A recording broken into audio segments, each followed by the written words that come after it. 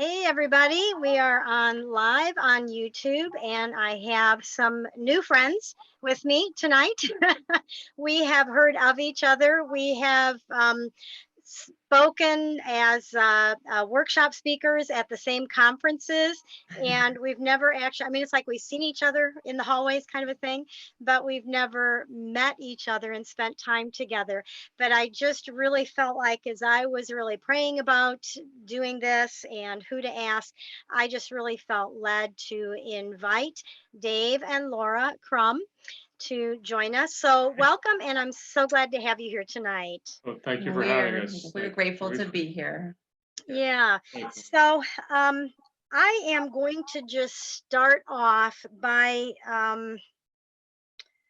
asking you to just go ahead and share your story. Yeah, just share with us. I know it, but I've never heard it from you directly. So I would love to hear about your Okay. boys. All right. Thank you. Well, we were a great, very happy family of four, and we were always grateful to do things together. We were always together. We went on trips together every weekend. The boys would say, "Hey, what are we doing this weekend?" Yeah. So it was really great.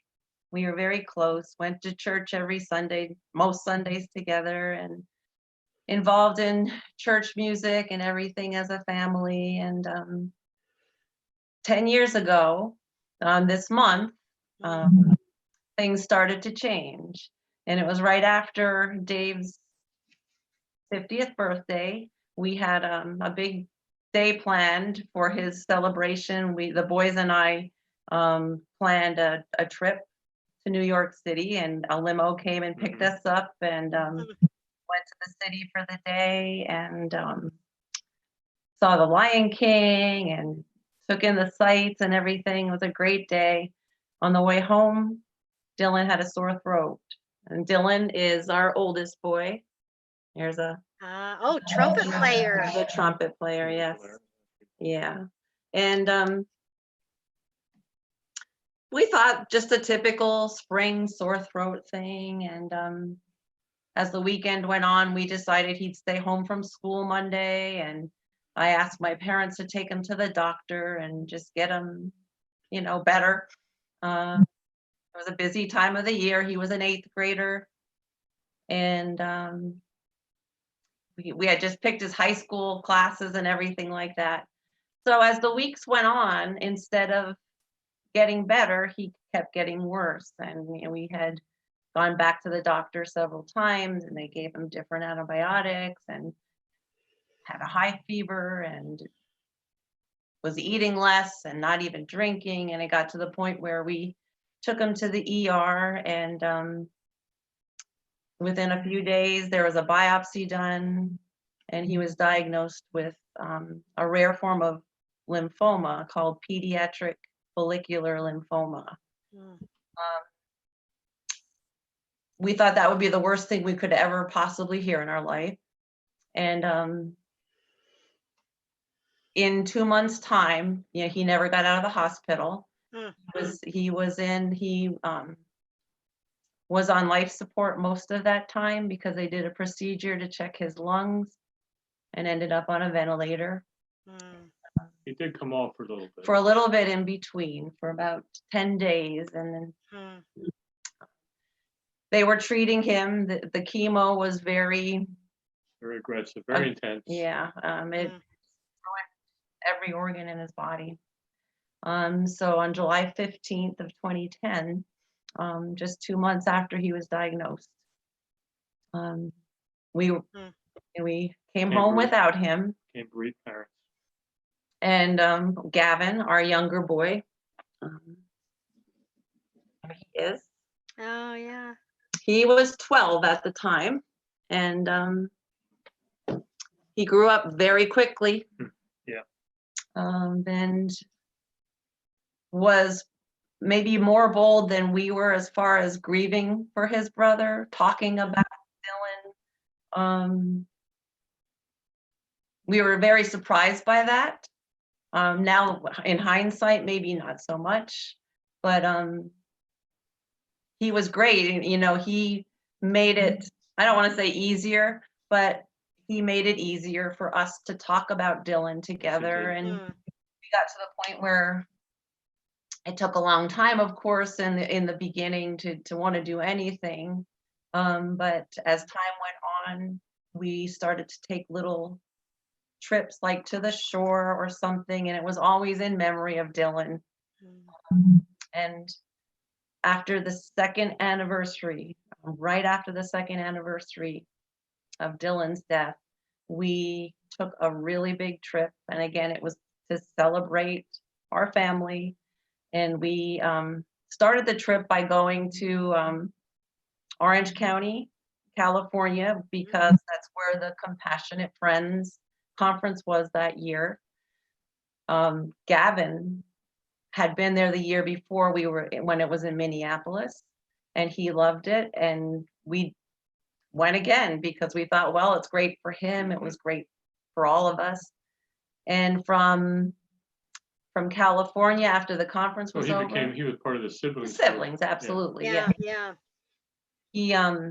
We flew from there to Hawaii, and we have family that lives in Hawaii, so we got to visit with them, and it was a wonderful trip. And then from there, we flew back to Phoenix and visited with some of our family in Phoenix. And we were gone probably about a month, and got home maybe about 2 weeks before school was going to start. And Gavin was ready to start the 8th grade, and that was the grade that Dylan was in. Yeah. So one morning after we got back from our trip and before school started, Gavin walked down steps in the morning, and he had a big lump on his neck. It seemed to like appear overnight. And of course we tried to make it anything else, and you know, of course that was the first thought in our mind, like, oh my gosh, what is this? And we went to some doctors, and they were kind of cautious, but they tried to keep us calm, like, well, we're going to see what this is. And something told me I needed to just call the oncologist, the pediatric oncology group that Dylan had been with. And as soon as I talked to them, they said, bring him in. And they ended up doing a biopsy. And that was in September of 2012 when they did the biopsy. He was diagnosed on September 25th that year with leukemia, ALL. Yeah, so it was not the same kind of cancer. But we'll never forget the look on the oncologist's face when he stood in the doorway when we walked up and were coming back from recovery, and we knew it wasn't good news. It was the same oncologist that took care of Dylan. Yeah. Oh, really? So as he spoke with us, we had talked about it as we were sitting in the waiting room. He said, if this is cancer again, I said, we can't stay here and relive Dylan's experience, because we wanted to do anything. Of course, you kind of try to control it. You know, you try to become something that you can do something about it. So some of the nurses were calling Gavin Dylan because they remember. Oh, really? Sure, it was only so 2 years. That was difficult. Yeah. So. And they knew us. Yeah, I mean, they knew us very. Yeah. Oh, yeah. We lived in the hospital. Yeah, when you live at the hospital like that, yeah. So we asked him where he recommended, and he recommended Hershey, which is about 70 miles from our home. So we packed up and we went to Hershey, and it started out a little bit different, and we were kind of hopeful in that way that it was going to be a different outcome, because he responded differently. It was a different cancer, of course, but we saw the lump disappear. We saw all that in the first few days. Of course, he had side effects from everything from the chemo. We even got to, once he kind of got on a schedule with everything, we actually got to the point where we could bring him home. Mm. And we were excited about that. We thought, well, this is something we never got to do with Dylan. This is so much better. And as we were driving into our back to our garage to park the car, there was this huge rainbow. And we said, well, there's our Dylan. He's, Yeah. you know, kind of showing us this is great. And well, we were home for one wonderful night, and Gavin loved it. You know, we went to he picked up Pizza Hut pizza for him. That was one of his favorites, and all that kind of stuff. And he slept. He said, this is the best night's sleep I had in a long time. And he got up the next morning, and of course he didn't feel well because he had just had chemo right before we left the hospital. And as the day went on, he was getting worse, and we were like, well, we didn't think much about it. Well, we did, but you know. Right. Yeah. Yeah.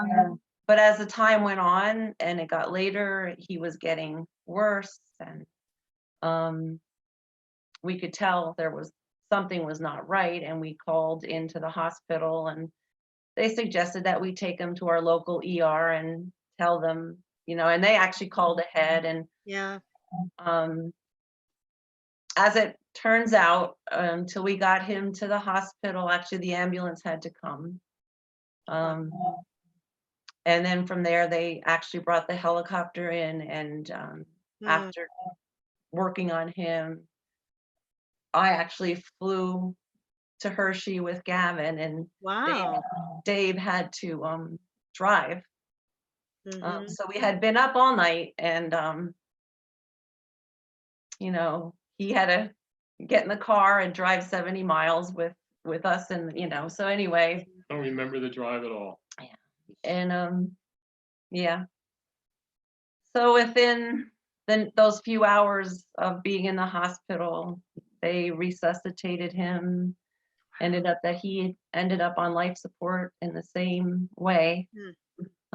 So for whatever reason, their bodies just didn't do well with all of the toxic chemicals, and Mhm.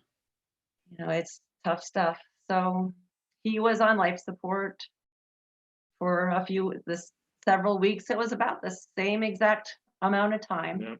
Yeah. And he died on November 27th of 2012. So it was just a little bit over 2 years apart. Yep. Wow. Pretty Wow. much how they were born too. They were born almost 2 years, Two yeah, a years. little bit more than 2 2 years years apart. apart. Wow. Wow.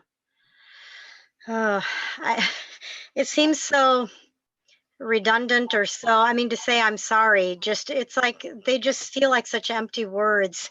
And it's just so crazy. I know, and after Becca died, she had probably a good dozen ambulance rides for last year with her heart issues, and she ended up with 3 med flight helicopter rides. Oh, And no one ever got to ride with her, so we always had to oh my gosh. drive up in the car. So yeah, we'd stay until we saw the helicopter leave, and then we'd jump in the car and fly up there. So in the car. Yeah, so I can relate to some of that. So wow, that's quite a story. I know one of the biggest fears that I think we as parents have after we've lost a child is losing another one. And especially, you know, now that I kind of do this full time in offering support and resources to grieving parents, unfortunately, we meet quite a few parents who have lost more than one. And there's really nothing. I mean, having that fear didn't stop it from happening for you guys. Yeah. The fear is just, wow. Yeah. Well, we're going to talk about those first couple of years. Mhm. And you guys have done this twice. And so I guess the first thing I want to ask you about is it goes way beyond the first couple of years, doesn't it? Oh, It yes. sure does. Yeah. And that, However, I would not want to go back No. now, you know, looking at it now, Mhm. like, oh, yeah. So, yeah. Once I got thrown into this world that I knew nothing about, um, in some of the research that I started doing, I discovered that most experts will say that it's considered traumatic grief through the death of a child. You faced a trauma, and that a lot of parents actually go through PTSD. Depending on how their child died and the circumstances around it. And a lot of parents can go through PTSD even if they weren't there, just based on the circumstances.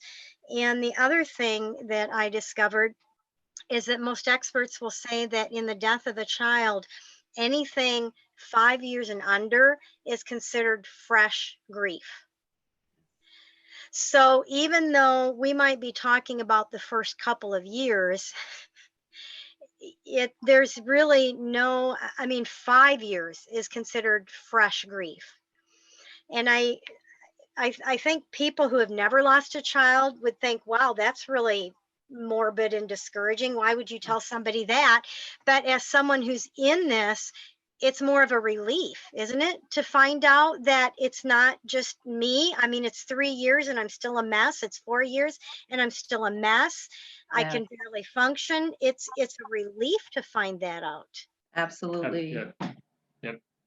How did what was the first year like for you? Were there some similarities in the two for that first year? Or what was similar, what was different? Ooh. Well, you want to say? No, it? Okay. it's a good start. The similarities, I think, are just that going back to that numbness, you know, that fog. Well, you You guys really just, weren't even out of it yet. right. Yeah. So it's like, I don't even know how to describe it.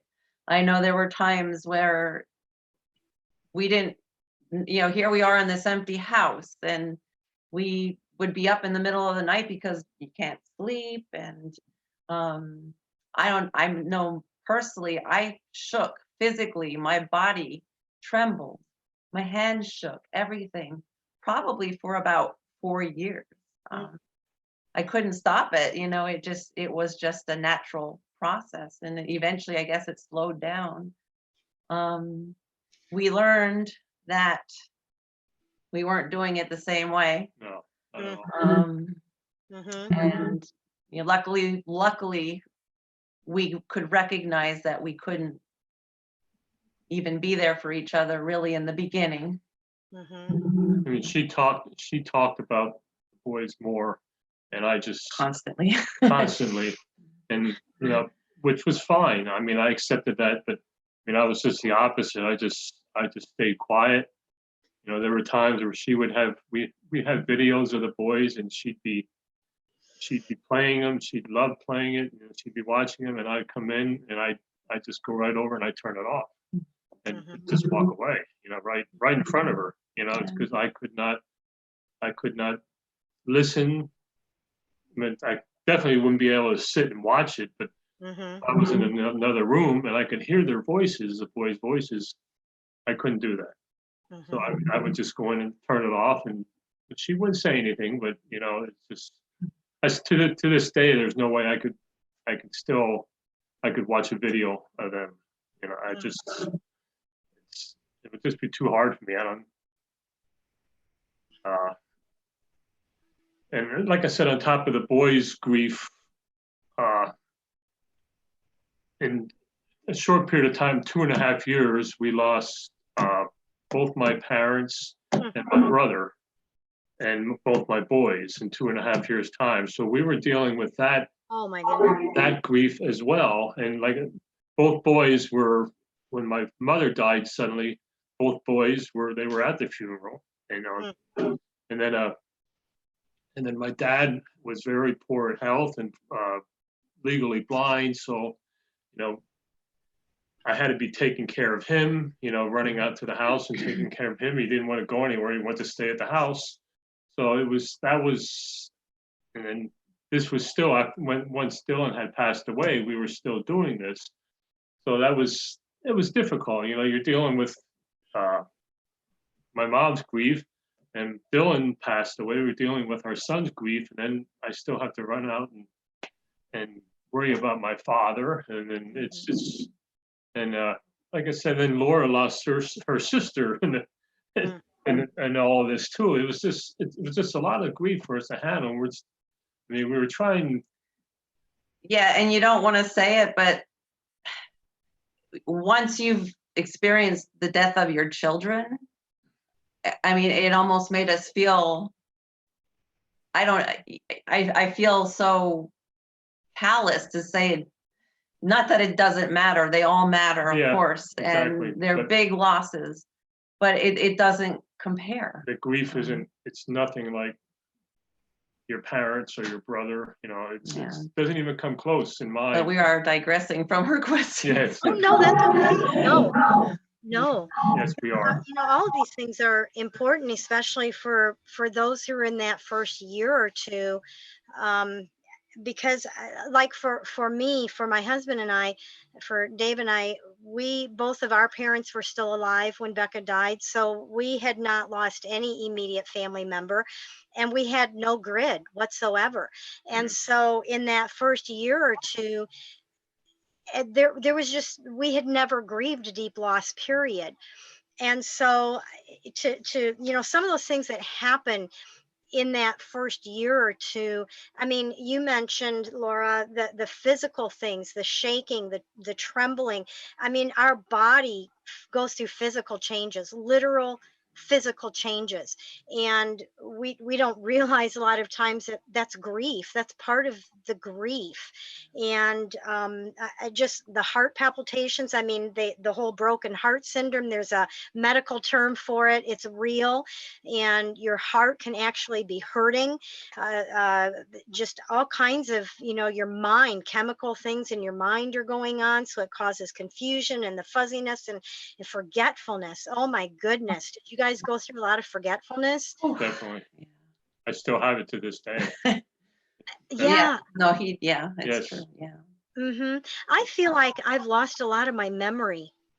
I don't know what it is, but I feel like a lot of my just memories are just gone. Not necessarily just, you know, blocking out Becca, but just there's just a lot of things that I don't remember that anymore.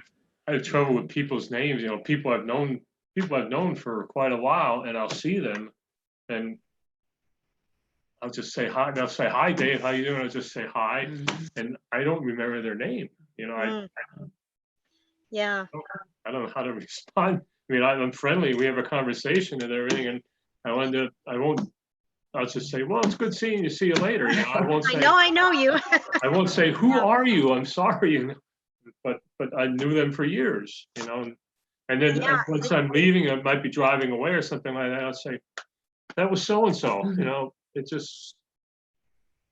Yeah. But I know, early on, you know, you do crazy things you can't think. I know things like getting a meal ready in the crock pot, never turning the crock pot on. Oh yeah. Driving. I did that before Becca, so it was really bad after. It was like, everybody look out.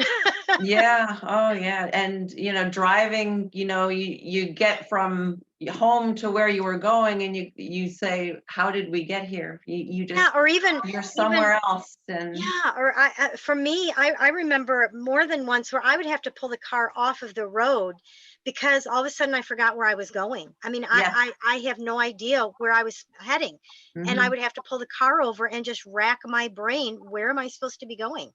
Just information just instantly leaves your mind, and it's like you have nothing to draw from. It feels so much more beyond just forgetfulness, doesn't it? Yes, it does. oh gosh, yeah. Yeah, it's like And you ask yourself, am I going crazy? yeah, I thought it was like What early is wrong with Alzheimer's me? or something. Yeah. Yeah, I mean, I've heard of like people who are holding an orange and they forget how to peel it. I mean, just crazy things that you do every day that just all of a sudden your mind is just scattered. You just can't think. And Right. that's normal, isn't it? Yes, yes. It's very normal. And I know, I mean, I think we were pretty okay with this, but I know people who, just didn't even think to take a shower or brush their teeth. Hmm. Yeah, I've heard that a lot too. Yeah, I didn't have that problem. I don't think I did. Not that I remember. But yeah, I mean, for some parents, it's a good day just to get out of bed and take a shower. Yeah, And then that's all the energy they have for that day. yeah. Yeah. So I mean, all of this stuff is really legitimate. I mean, our bodies are out of whack. Our immune system is really compromised. That's another thing that's discovered. I remember one time sitting in my living room chair and I realized I wasn't breathing. And I had to tell myself to take a breath. Hmm. Hmm. And I've mentioned that, and I've had a couple other people say that they've had the same thing, where it's just like I just Wow. forgot to take a breath. I realized I wasn't breathing. Wow. So I mean, it hits every part of us, doesn't it? Yes, it does. Oh my gosh, yeah. Uh, you deal with so many. I've dealt with so many aches and pains, and just colds, getting colds more often, Hmm. and I got to the point. I mean, she was always one that she likes to run and walk and exercise a lot, and I wasn't doing.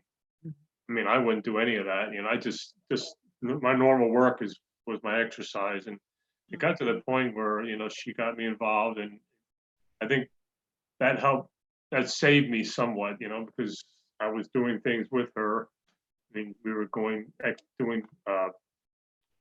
exercise classes we were going to, and it's just I started riding bike and started walking more with her, and it's just it it definitely helped health wise alleviate some of the issues I was having because stress really makes you sick.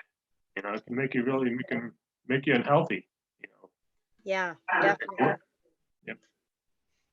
Yeah, and we're in survival mode. I mean, it's all we can do to just survive those first few years.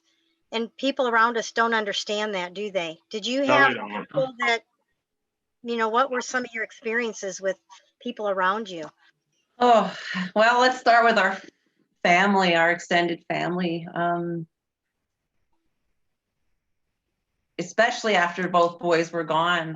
My parents at the time, now since then, unfortunately, they've experienced that a little more themselves. And I think, like with family gatherings, we were expected to be there, but if we were there, we couldn't mention our boys. And it was this quiet silence, and it was just terrible. And we would try to express that. We would even come up with some rituals, and one was just the subtle thing of we would bring a vase with 2 roses in a mud vase and put it on the table, just in the hopes that somebody would say, "Oh, that's representing Dylan and Gavin." Yeah. And on Thanksgiving dinner, we try to gather with our family, and we couldn't ask, but we were hoping that my oldest brother would mention the boys in his prayer, and their names were not mentioned, and just all those things constantly. If we said something, we just got this big wall, silence, dead silence. And I know it wasn't because they weren't thinking of the boys. It was more, I think they thought if they could bury it, it would be better. And it got to the point where we chose to either go for a very short time to visit our family, or we would just make new plans and not join our family. And you have to be okay with them not understanding, don't you? Yes. Yep. Yes, and it took a while, and I know my parents were very upset, but I think it kind of made a statement to them, and they started to see it a different way. They're still not great at it. My whole entire family isn't great at it, but they've gotten better, and they've I hate to say that, gotten better, but you know what I mean. Right. Yes. Right. Right. and I'm not trying to talk up, down on any of them. I know they love us and they love our boys, but it's just, But unfortunately, that's another thing that's fairly common, yes. especially in those first few years. And how can they understand it? I mean, I was clueless. It makes me wonder how insensitive I was to people around me in their grief, because I was clueless until it happened to me with Becca. And nobody knows what to say, and Mm-mm. there is nothing to say. Right, There's right. nothing to fix this. So Yeah. And it's another thing is, I guess one of the things that I find myself kind of hitting as we're talking here is how it's okay to be where you are in this process, that all of these things that we're talking about are normal and okay. I mean, it's not okay. If you, all of us, I think, I don't think I've talked to any parents who haven't said, I just wanted to die. I don't want to be here anymore.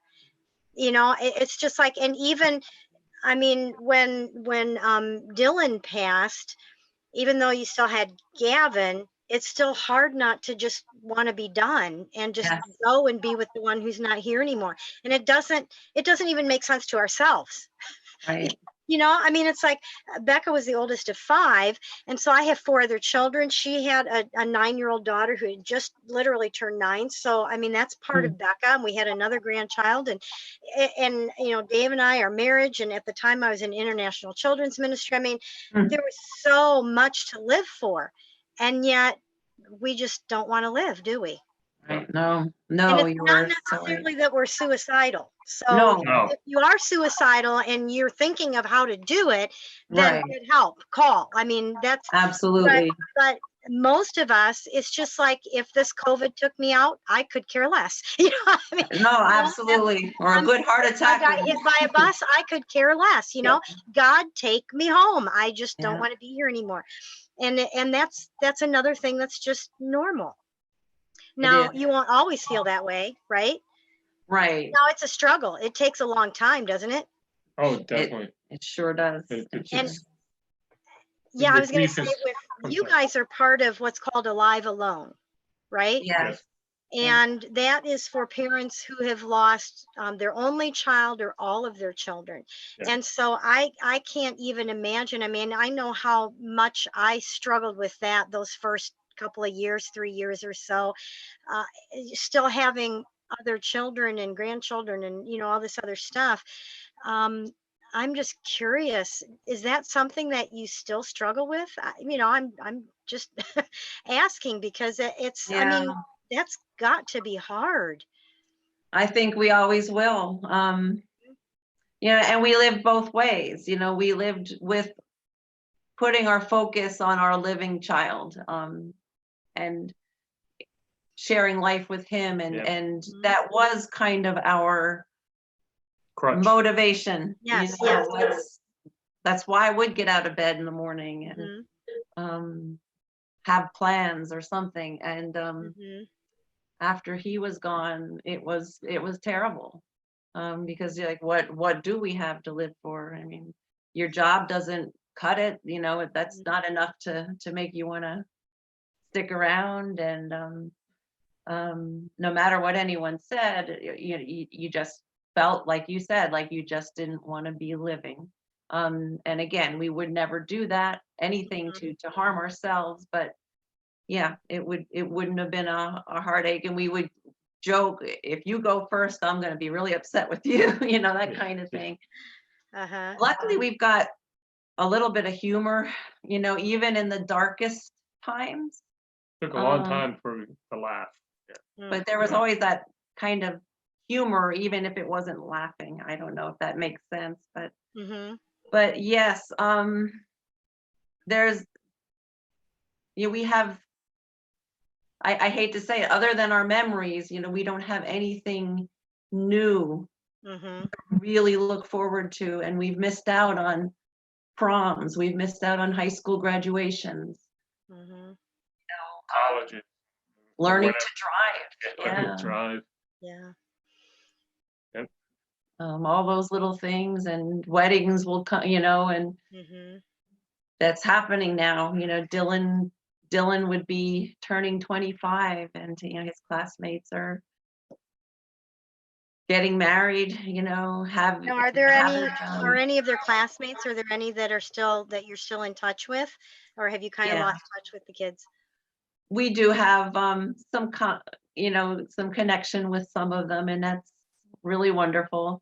And that's another one of those bittersweet things, isn't it? It is, because yeah, you see them moving on with Yeah. life and every new milestone, and Which we're like, happy for. absolutely. We're thrilled, you know, we love to see that. But our boys are always, you know, forever 14 and 15, and you know, and I, you know, we are, and on another part of this, we are very active in taking care of my parents. They're Mm. 85, and we built a little house in our backyard, and they live down there, and then we go to Compassionate Friends Conference and do workshops on what do we do as we age, you know, what, you know, because yeah, Who's gonna take care of us? Who's gonna bury us? You know, things like that. who's gonna get a quart of milk for us when we Right. can't drive, you know? Right. You know, and so Yeah. it's weird to even think that way. And you know, what do you do with all the stuff that you thought you'd pass on to your children? You know, we look at our house and go, what do we do with it? And there's things I haven't been able to touch. Little by little, I'll go through things, but it's painful to open up a box or open up their bedroom doors. That's another thing, another way we're different. I mean, she can go in, I mean, their bedrooms are pretty much untouched since when they passed away, you know. She can go in and, you know, she'll go through things. I don't even open the door. You know, I'll walk by the doors. I can't even open the doors. I mean, I've been in briefly, and then I start getting, you know, tight in the chest, you know, and I just start tearing up, and I can't do this, and I leave. That's one way we grieve different. You Yeah, know. that is a difference. I mean, for whatever reason, I kind of just allow myself to feel it, Mm-hmm. and let sit in the deepest, darkest hole some days. I don't go there as often as I used to, but there were days, like you said, you know, I would not get out of my pajamas, and the day would go by and he'd come home from work. I wasn't working at the time. I didn't work for about 4 years after Gavin died. And he'd get home like, oh, you're home already. You know, I don't know what happened to the day, you know. That Yeah, I'd kind of walk in, thing. she'd still be in pajamas, and that just didn't bother me. You know, I just knew what kind of day it was for her just by Yeah. her when I walked in the door. But I will, you know, eventually take a little step and open a drawer or the closet and go through things, and then think I can maybe part with some of it and maybe part with half of what I thought I could. And yeah, I know it's only things, but it's tough. Yeah, I don't. When that's all you have left of your child, it's, yeah, there's a different, everything has its own meaning at that point. And you know, once again, it's the two of you. I mean, Dave and I are the same way, and we're going to be talking to Doug and BJ about marriage and grief, but it seems to be pretty typical and normal once again, that the spouses grieve differently. And it seems to, usually it does seem to fall in that the husband needs to put all that stuff away. They need to process it. It's distracting. They can't do it. And most of the time for us moms, we just immerse ourselves in it. You know, I looked at Becca's pictures. I was at the cemetery. Yep. I was, you know, blubbering all over Facebook, and it would make Dave uncomfortable. And it was kind of funny because one of the things God showed Dave was David in the book of Psalms, how often David was blubbering about his raw and real emotions of whatever painful was going on, and Dave got to thinking, I wonder what David's Facebook wall would look like if they had Facebook. That's a good thought. Yeah, because he pretty much Definitely. wore his emotions on his sleeve too. So yeah. So I mean, it's so the first year we know it's really hard because we brace ourselves for all those firsts.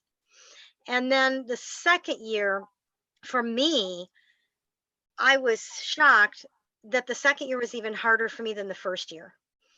And when in looking back at it, in thinking through why would the second year be harder, I realized because I think the fog had lifted, that Exactly.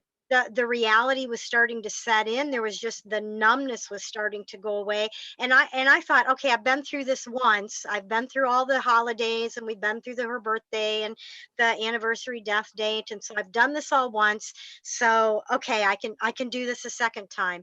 And then, but the second year was harder than the first year. Was that true for you guys in Yes, either of it the was. boys or both? Yes, it was. We've heard that from many other Yeah, couples too. or hard in a different way, I guess. Yes, you know. yes. Like Mm-hmm. you said, the numbness is gone, and all of a sudden you're feeling pain you never felt. Mm-hmm. Um, and people by that time think anyone who did kind of flock around you a little bit and embrace, like, well, okay, a year's done, they're okay now, and Mm-hmm. you kind of lose that a little bit more. So that Yeah. Now, did you find you guys having to kind of put on that mask and pretend like you were okay because people expected you to be okay? Yes. we tried. Yep.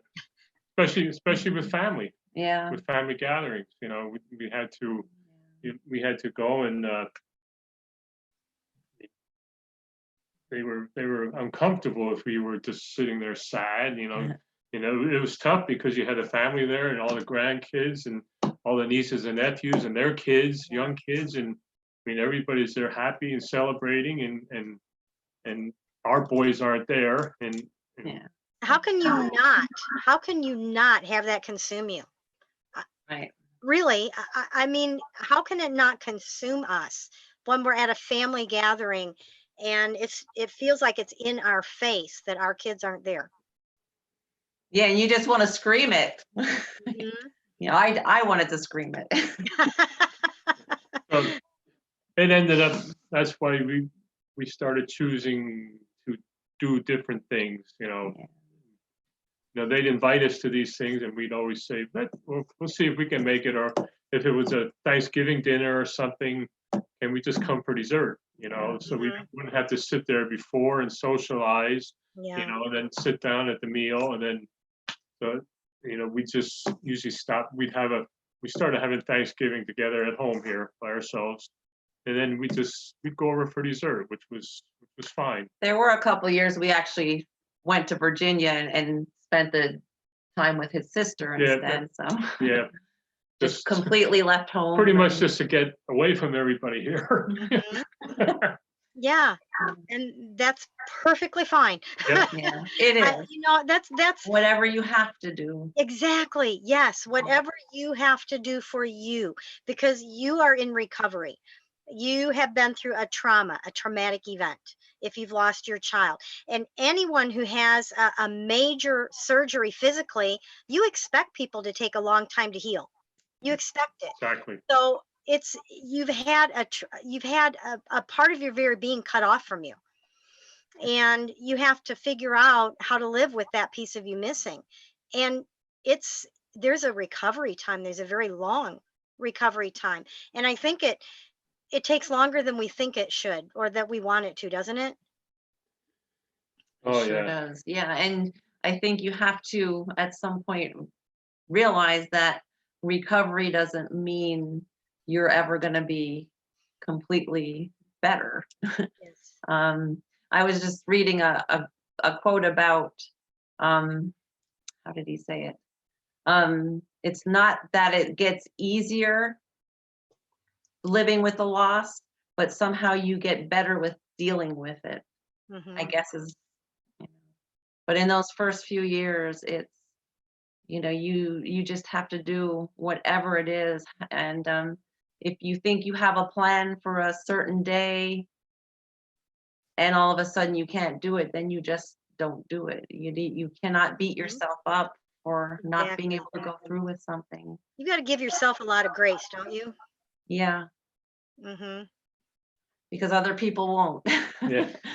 Again, it sounds so nasty to say that, but it's true. They're not being intentional about that, but Mm-hmm. they just can't figure out why. And I know one of the hardest places, other than our family, was to return to church. Mhm. In fact, That was going to be my next question. I was going to ask you about and what. it's not faith, it's just interacting with people we expected would be more embracing towards us. And they were anything but that. And again, that sounds so cold. But that's how we felt whenever we would try to sit through a service. We just felt everyone just avoiding us and very uncomfortable. And the only fortunate thing we have is that there's an earlier service. It's a quiet service. There's no music. It's not anything we would have ever used, that we were ever part of before. But it's a smaller group and it's comfortable for us. We really cannot get ourselves still. You might get 15 to 20 people at this service, and it's like it's half hour at the most, and you have communion every time, every week. And we cannot get ourselves to really become involved the way we were. In the main service, a lot of that. Well, like I said, this service has no music in. In the main service, there's a lot of music, and it's tough for us to be involved in that anymore with our boys, because they were so involved with it with us. And my thought about that is I want to still be able to say Dylan and Gavin's name. And I know just in the small times that we did try to be involved, if I said their names, it wasn't welcome. It felt not welcome. And that was hard. Yeah, It does seem like in the Christian world, unfortunately, we are really good at rejoicing with those who rejoice, but we're not very good at weeping with those who weep. It's like we want to fix them. We want to help them get the victory over this. We want to remind them you're an overcomer, and we're just not good at sitting and weeping with those who weep, which is what we're told to do. I almost felt like, I can use the analogy that we were a minority, because in our church, there was probably very, very, very small percentage of people that go to our church that have lost a child. And here we are, we lost one child and we lost another child. It's just, we were a minority. I felt like a minority at the church sometimes, the church services. No, it shouldn't have. No, I shouldn't have felt like that. But not at church. The service itself. It's just Alienated. Alienated is Yes. a better word. Yeah. Better word. Yes. Yeah. So your faith itself, your faith in the Lord, did you go through a time where you just felt like that was really shattered and you questioned God and who he was and all of this in your faith? Or was this something that you were able to just hang on knowing this is God, I know I need you? Or did you go through that anger? Complete different, Uh-huh. I don't think I ever lost, I know I never lost my faith. When the boys were at their sickest, I felt the Lord with me and with them, and in a stronger way than I've ever felt it before. I reached, every little part of faith I could hold on to, and read the Psalms a lot, and cried and talked and prayed and all that too much and yeah, I feel obviously, when you go through it, you end up even with a stronger faith than you had before. I mean, you thought you had a strong faith before this happened, but it's, yeah, you cry, you ask those questions, why or how did this happen? We were good people, and all that kind of stuff that really doesn't make sense anyway, but you go through it. And that was kind of my journey with it. I don't know if you want to. When I know when the boys when the boys were both sick, and we would spend the night in the room with them, and they were intubated, so we'd communicate with them, we talk with them, and lots of times when it was just quiet time, I do a lot of praying. I did a lot of praying, for the boys, and once they passed, I was one of those that said, why weren't my prayers answered? Why weren't my prayers answered? And I've realized, I've come to realize that that's not how it works all the time. And now I pray, and I look forward to the day when I can be with them again. Whenever that day comes. So it's I've turned around in that aspect. But yeah, I was very, very mad and very upset. And we see it. I mean, we see it on TV a lot. And miracles happening because they prayed and they prayed, this miracle happened, and we both look at each other and say, that's not the way it works. Yeah.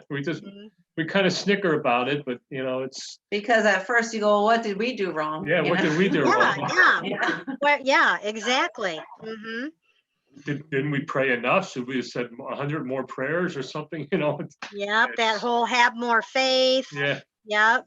Mm-hmm. Yeah, But definitely. yeah, I remember him, his expressions were, why should I bother praying? And, he was definitely the angry one. And Yeah, it was. Mm-hmm. I just kept crying to God, going, Which help we've learned, help me. which we've learned some Absolutely, from yeah. some of our minister friends. That our pastor who came used to visit quite often when the boys were in the hospital, And afterwards, and then we have another minister friend who's lost a child, and Mm. he was, he tells the story. Well, he was very mad at God, afterwards, and It didn't happen to be Dennis Apple, was it? yes, it was. Is it? Okay, he's going to be on. good. We're gonna talk to him about He's the whole awesome. faith thing. He Mhm. is. Yes. Yep, He's exactly. Yeah. That was Dennis. Yep. Yeah, and it's like, man, if someone who's a pastor can be that angry with God, Yes. then I guess it's okay if I'm struggling with this whole prayer thing and God thing. And who are you, God? I thought I knew who you were, and I thought I had all this faith stuff down. And I read just today a comment. See if I can remember how it said it. It was along the line of, prayer isn't to get a hold of the answer I want. Prayer is to get a hold of God Himself. I like that. I like that. Definitely. Yeah. Yes. Because we're so used to our petitioning prayers of, Yeah. Like what you say is going to make him change his mind. Right? Because of the whole faith thing.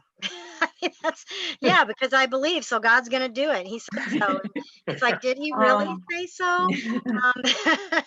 So it does. It just sends you on a whole new journey. And yet that where we come out, if we allow ourselves to be on that journey with God and get to the point where we surrender, boy, I'll tell you, our relationship with Him is so much deeper and richer than it ever was before, isn't it? Yeah. In a whole new way. Well, for one thing, we get to know Him in His sufferings. Yes. In a way that very few other people get to know Him in that way. And I think that opens the door to know Him. He talks about knowing Him in His resurrection power. Well, to know Him in resurrection power, there has to be a death. Exactly. And so that's part of what we have gone through, not by choice, but when we allow God to just continue to do what He's doing and surrender to that in all the pain. Isn't it amazing how we can have peace and pain at the same time when we surrender to God? Yeah, It is possible. Never thought of that. That's true. Yeah. And I realized, I think for me, when I asking God about that, and I realized it's because peace is a fruit of the Spirit. So peace is in our spirit, pain is in our soul. And because they're in two different places, that's why we can have them at the same time. So, yeah. Well, how about if we wrap this up? I have a list in front of me, And so I'll hit a few, but I'll kind of throw the ball in your court first. Are there any suggestions, anything that you can recommend? What do you tell a parent who's just recently lost their child that first year or two? What are some suggestions that you give them to help them get through that time? I would say find some friends that you don't know yet, that have gone through a similar experience. Try compassionate friends, try bereaved parents. In today's society, thank goodness there is a lot of online support. I don't think it's the same. I know it's not the same as in person, but it's something. I know I read books. I bought every book I could find about a story of somebody whose child died and how they got through it. We went to conferences. Everything. And it's not morbid, is it? I mean, it took me No. like 3 years before I connected with other group. Well, I didn't have a group in my area, and I didn't know anyone who lost a child. And as I felt the Lord nudging me, and people were contacting me who'd lost children because they heard I'd lost a child, and it was like, I don't know. Let's just walk this together. I don't know what to tell you. And so, as the Lord was nudging, that this was going to become a ministry, I thought, okay, then I have to get around other parents. And so I went into it thinking I didn't want to be around other parents because I didn't want to be around a bunch of people who were a mess like me. Yeah. And what I found was that it was wonderful to be around a bunch of people who were a mess like me. Right. Yes. Yeah, but when you walk through that door the first time, it's an awful feeling. You don't know what to I don't expect. belong here. Right. I don't want to belong here. It's kind of what Yes. you feel because you still haven't, it hasn't come to grips yet with you that it's real. Hmm. In those first. Yeah, you're right. Yeah. It's another reality check, another in your face. Yeah. And now we've become very good friends with a lot of those people, which has been Yeah, very relationships that are deeper relationship. than Yep. any other friends that we've got good friends Yes, that we have. haven't been on this journey, but you have deep friendships that happen almost instantly because of the I was bond. going to say, don't you feel like it's like as a Christian, a lot of times if you're somewhere and you find out someone else is a believer, it's like this instant connection. And it's that same thing when you meet someone who's lost a child. It's like it doesn't matter their beliefs, it doesn't matter what side of the spectrum they're on in politics or whatever. It's just like this instant connection that you have with another bereaved parent. Yes. Yeah. If I would, another suggestion, if someone would ask for me for advice on what to do, share your information with them. Tell them, contact me whenever you want.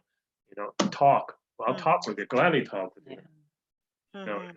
If you're having a bad day, call me. We'll gladly talk. And if they can't find resources like compassionate friends or bereaved parents, we can gladly share those resources with them. And a lot of people don't like that, and it's good to know. I mean, we often go and have breakfast or coffee with a couple and do that, and hopefully there's people around that will do that with them. But my brain just went. I wanted to say something. Oh, yeah. I want people to realize there's no prescribed way to go through this. There's nobody's going to give you a map. It's an awful feeling, but you have, I think it's best to let yourself go through the pain. Find people to walk with you. Mhm. Don't do it alone. Yes. Don't do it alone. Come up with rituals that help you remember, or not that you're forgetting, but concrete things that you can do. Yeah. I wear my necklace with my boys' pictures on all the time. We wear a lot of blue because they love the color blue.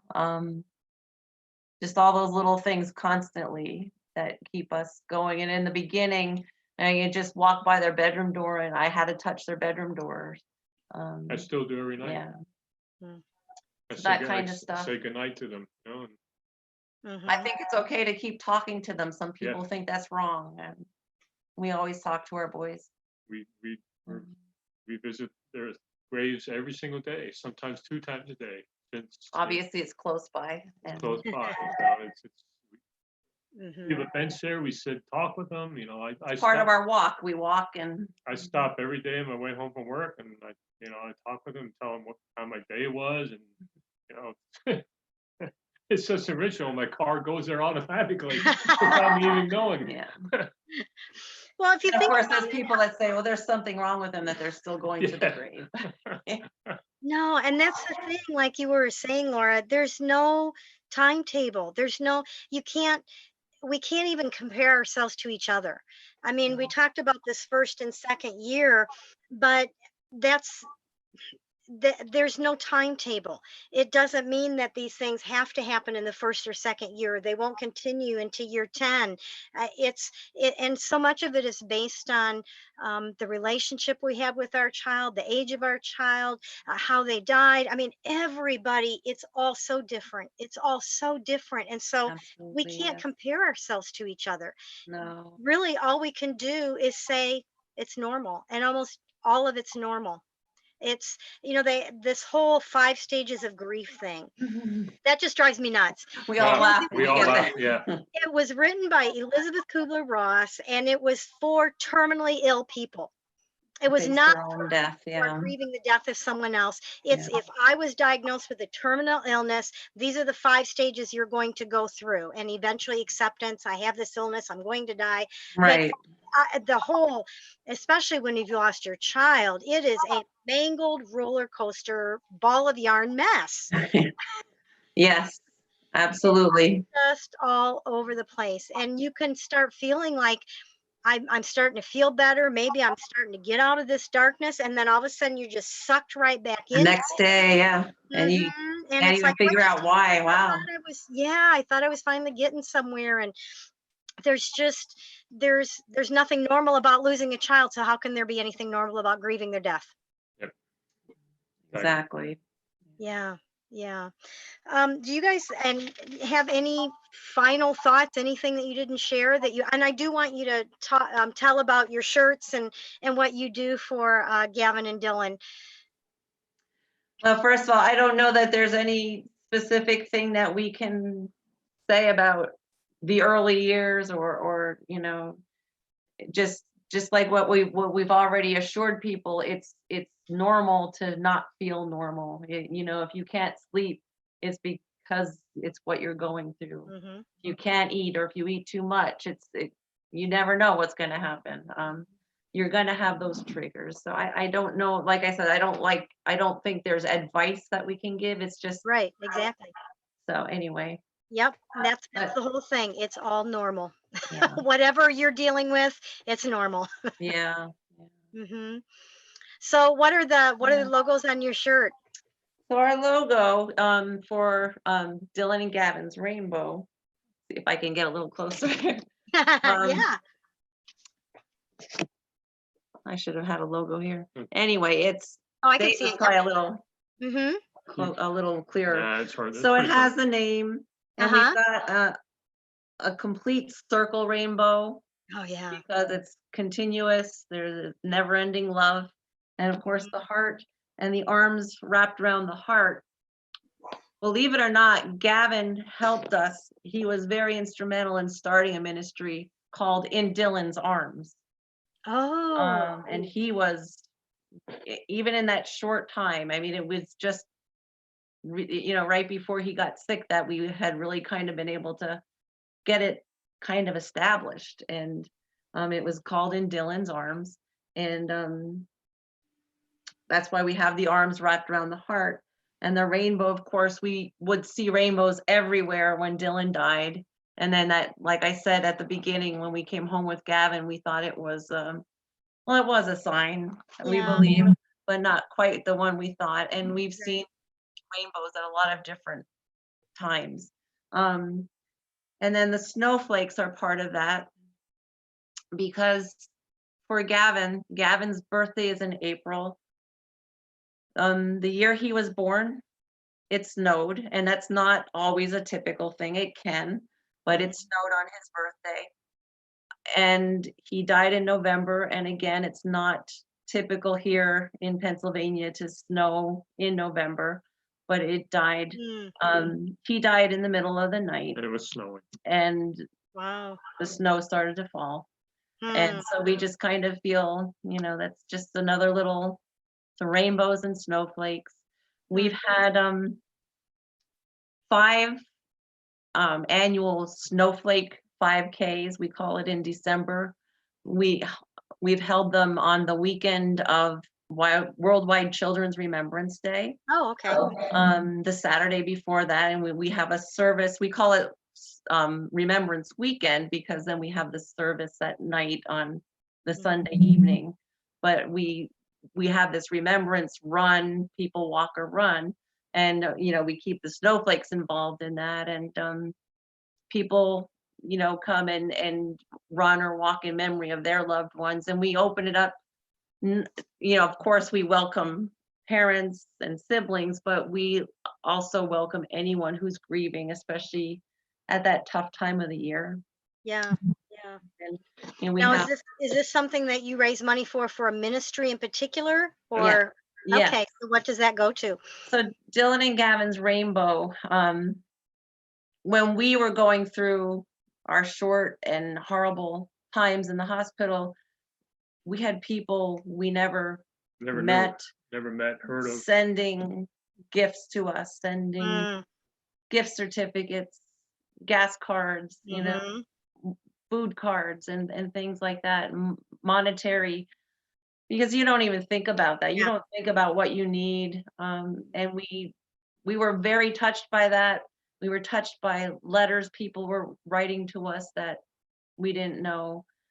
And it always stuck with us. And that's why after some time, we got our head together a little bit and decided with Gavin to start In Dylan's Arms, so we could reach out if we found out that a child had a severe condition or in the hospital for some reason. We didn't limit it to just cancer, so that we could reach out and share Dylan's love with other people who needed it. And after Gavin died, of course, we changed the name, and it grew a little bit more, because now in addition to reaching out to families when they're experiencing illness, we also reach out to families who have experienced the death of a child. If they have siblings, we also include a gift. Gift for the siblings, and we've received, how many families probably we've helped so far? Since 2013, we've reached out to about 78 families with monetary gifts and prayer list and other gifts. And it's kind of beautiful, because not just in our local area, but in surrounding areas that have heard about Dylan and Gavin's Rainbow, churches come to us and they ask us what could we donate, and they'll make up packets of things for the hospital, or they'll collect puzzles and games for kids, just and it's just so much love. And it just, they'll invite me to come. It's usually me. If you notice, I talk more than he does. But talker. Especially in the summertime, because I'm a teacher and I have the time in the summer, I'll go to a luncheon and tell the boys' story and share it, and they are so much wanting to help us to help other people. And that's for us, that's the best healing we can always have, is to be able to reach out to other people. So yeah, especially in Gavin and Dylan's name and memory and honor. Yeah. So how would people get in touch with you or find out more about what you're doing? we do have a website. It's www.dylanandgavinsrainbow.com. And we're on Facebook. Okay. We've got pamphlets and a referral form. If somebody knows of a child, that the family needs a little extra support. That's awesome. That's awesome. So yeah, and I'll have that link also in the YouTube description. So Awesome. I'll put that Thank down you. there for people. So yeah, well, I guess we should wrap this up. I think That time went by very fast. it did, didn't it? It did. Yes. It's been Like she said, I'm not much of a talker anymore. I used to be. That's one thing that changed in me. we changed, don't we? Yeah. Yep. We sure do. Yep. Yeah. Yeah, I mean, I used to be a go getter, and it's like, ugh, not anymore. I don't want to be a go getter anymore. I don't even want to. So yeah, so I think I want to end on maybe this final thought, and just if those parents who are watching this haven't thought about this, one of the things that used to really, I mean, I would almost have panic attacks about it in thinking about Becca, and I couldn't, the thought of being like 2 years or 5 years or 10 years down the road without her. I mean, I could not imagine life without her for that long. And I would just, get hard to breathe and all that. And I asked the Lord one day, you got to help me with this. I can't keep going this way. And the Lord spoke to me, and, the whole perspective thing I think is key too, is asking God to change our perspective when there's an area that we're really struggling with. Maybe it's guilt, maybe it's forgiving ourselves, thinking we should have done more, maybe, I mean, just all these things that we struggle with, to ask God to change our perspective, because He'll do that for us. And what He did for me was, He made me realize that every day I was here, every year, I wasn't getting further away from Becca, I was getting closer to her. And so for those watching, we're not getting further away from our children. Every day we're getting And love closer. keeps Love growing. keeps growing. Yes, and the love keeps growing. It doesn't diminish, it grows, it continues to grow. And just so thankful that, when we struggle with the whole God piece of things, and knowing that He could have stepped in and He didn't, and struggling with the whys. And but the thing is, the way that we know that we know that we know that He loves us is because He made a way for us to be together with our children again. Amen. And when we're together with them again, we won't be separated anymore. That's love. Yes. That's love. I mean, He paid a high price for us to be reunited with our kids. And yeah, every day we're getting closer to them. So thank you so much, Dave and Laura. This has been a really enjoyable conversation. Thank you so much for joining me. Thank you for having us. Yeah, it and- was great. Yeah, and hopefully next time we're in the same place, Yes. we'll make sure we get together and actually Absolutely. share. So, And all hopefully right. we'll be able to hug. Yes, right. Exactly. All right. Thanks so much. Thank you. Thank you.